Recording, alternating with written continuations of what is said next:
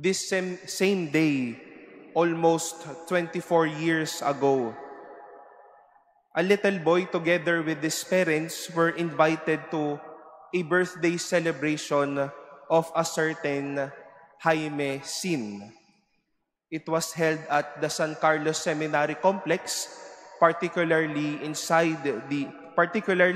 the Lay Formation Center Chapel. After the Mass, the family was given the privilege to meet and greet the said Jaime Sin.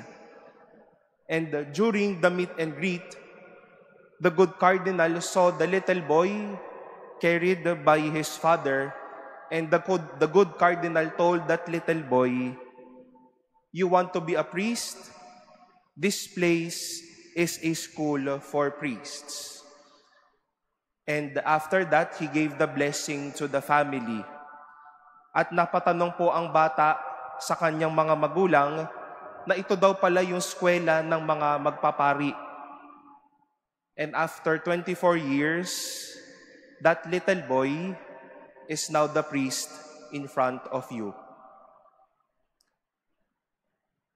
Today's gospel will be very much and will mirror the life of Jaime Cardinal Sin.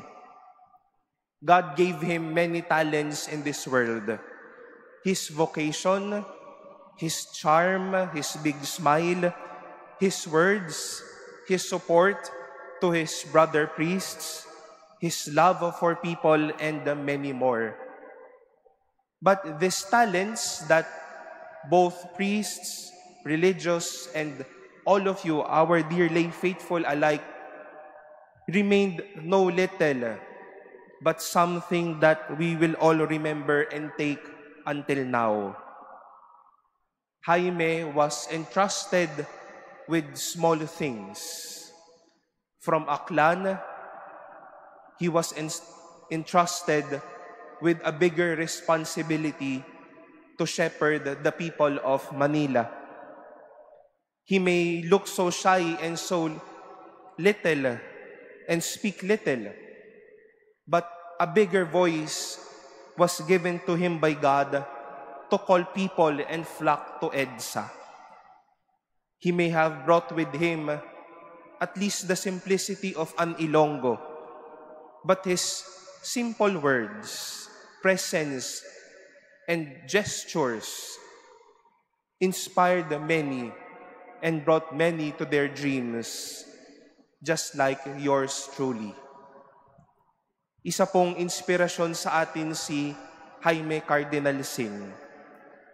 God entrusted him with little ones and was able to be entrusted with greater ones. We may have little responsibilities today. We may have to face greater ones in the next. But it was all about this God who trusted us with so much.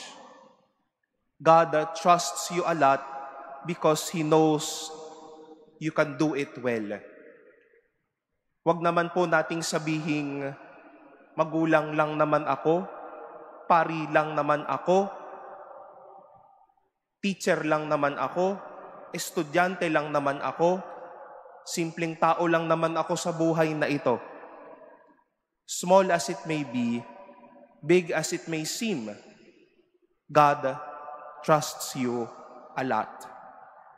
He knows that from little things, you can do bigger ones after. He knows that from simple things, you can be the best in greater ones. Hindi man kasing laki o bigat ang hinaharap mo sa buhay, pagtitiwala pa rin iyan ng Diyos sa iyo. May we be inspired by Jaime Cardinal Sin's life and the words of our Lord today. Let us do things well, even when we start and seem to be small. Something big is ahead of us.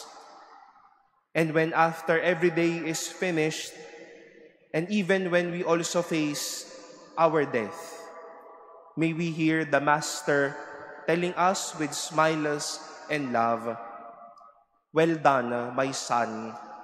Well done, my daughter.